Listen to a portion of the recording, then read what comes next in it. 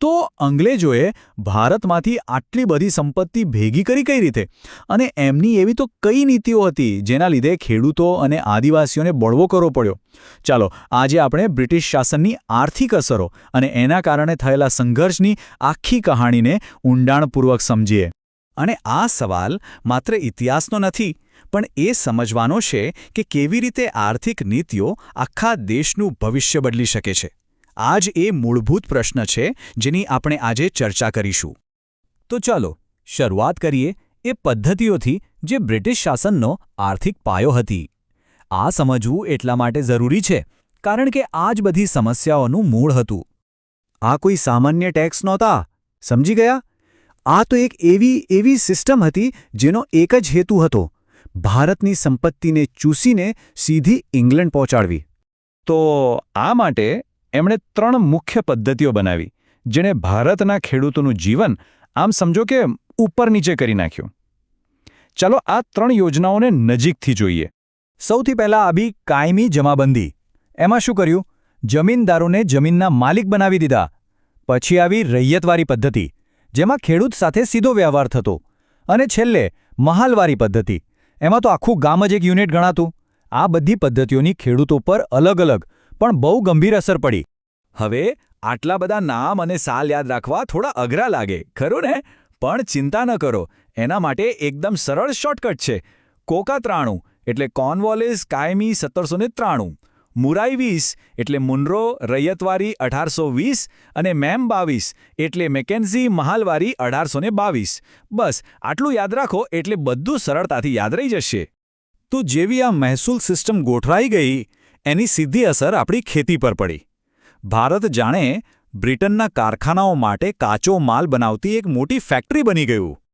કાચું રેશમ, ગળી, કપાસ, શેરડી, ચા, અફીણ, આ બધું જ ઇંગ્લેન્ડના ઉદ્યોગો માટે જોઈતું હતું.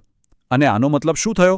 આપણા ખેડૂતોને પોતાના પેટ માટે અનાજ ઉગાડવાને બદલે આ રોકડિયા પાકો ઉગાડવા માટે મજબૂર કરવામાં આવ્યા, જેના કારણે ઘણીવાર દેશમાં જ અનાજની અછત ઊભી થતી.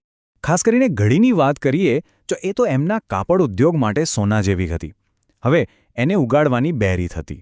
એક હતી નિજ પદ્ધતિ, જેમાં બાગ માલિકો પોતાની જમીન પર ખેતી કરતા. એમાં બહુ વાંધો નહોતો.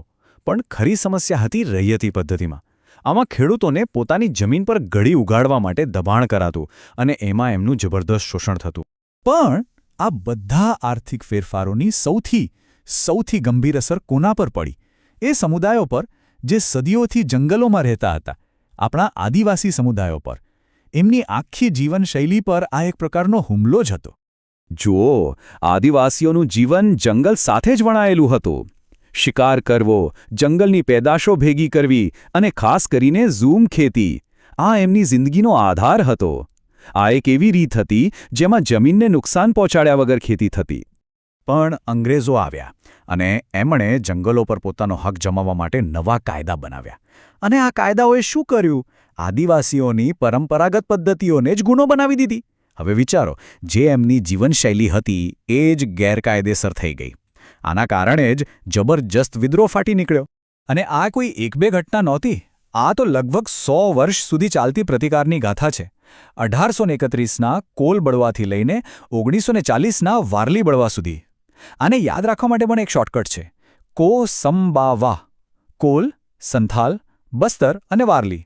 આ બધા બળવાઓમાં એક નામ એવું છે જે આજે પણ ગુંજે છે. એક એવા નેતા જેમણે મહાન વિદ્રોહની આગેવાની કરી. આપણે વાત કરી રહ્યા છીએ બિરસા મુંડા અને એમના ઉલગુલાન વિશે.